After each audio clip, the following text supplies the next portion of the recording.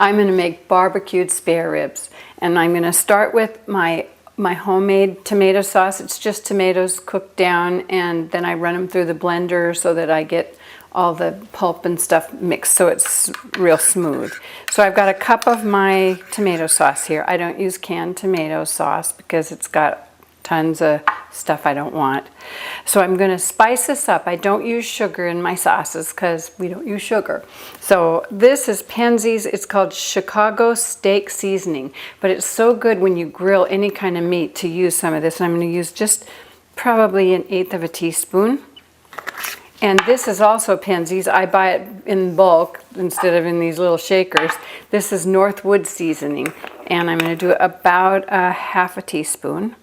It's yummy. You have to get some of this. Then I'm going to do about 1 teaspoon of Grey Poupon, or any kind of this kind of mustard that's ugly color, puce color, puce mustard, and of course some Lawry's, a dash of it, about 1/4 of a teaspoon. I'm going to add a little vinegar, not a lot, because I'll tell you why in a minute. And about 1 teaspoon. Little lemon juice, and I squeeze my own lemons and keep it in jars. About 2 teaspoons and a little pulp in there. Some Worcestershire at the bottom of this bottle. I hope there's enough. Perfect. Yeah.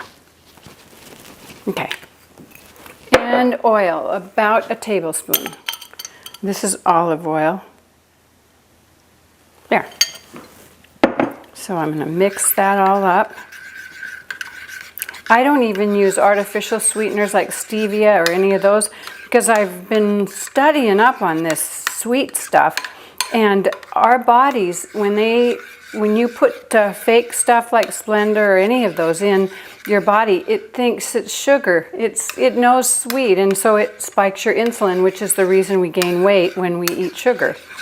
Your insulin goes up and your body says, holy cow, let's store stuff.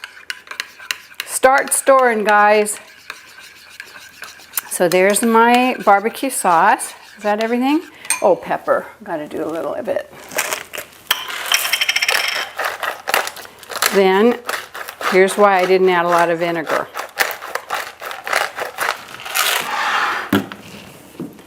Here are my spare ribs. I've cut them up and they kind of look yucky.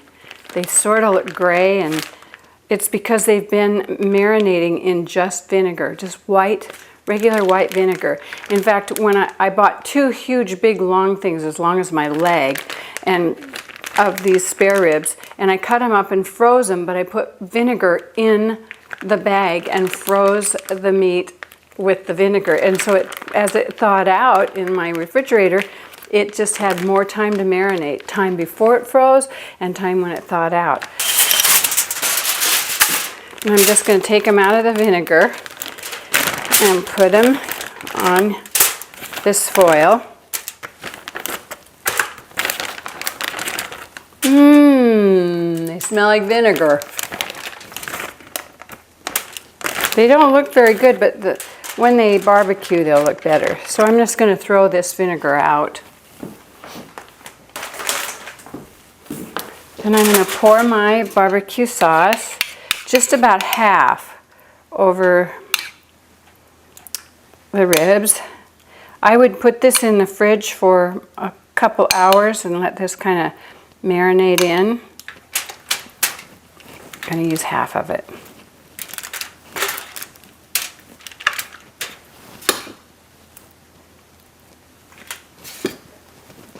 Like that.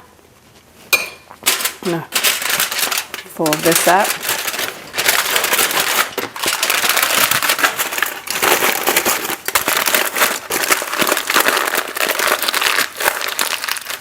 And we'll put that in the refrigerator for a couple hours. Here are my spare ribs with my barbecue sauce on them.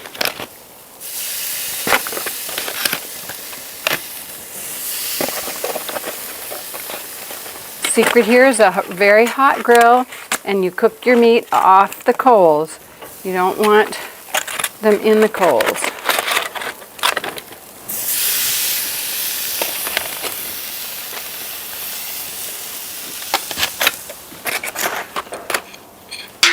a little more sauce. I don't have one of those fancy brushes. Maybe I'll get one for my birthday. That's good.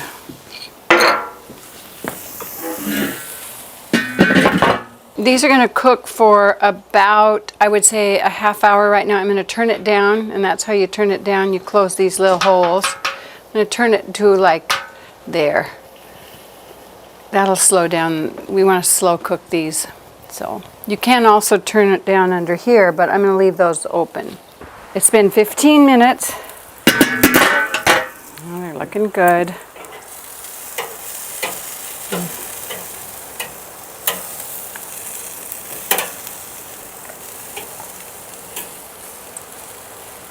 Come on.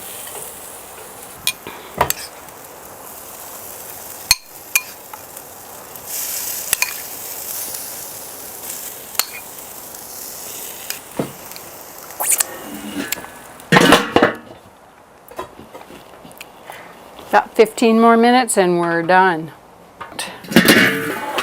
Yep. Yeah.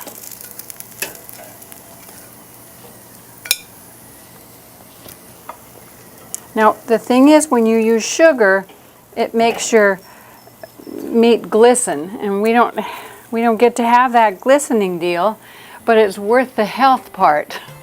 I'd rather eat something that didn't glisten and not have it kill me.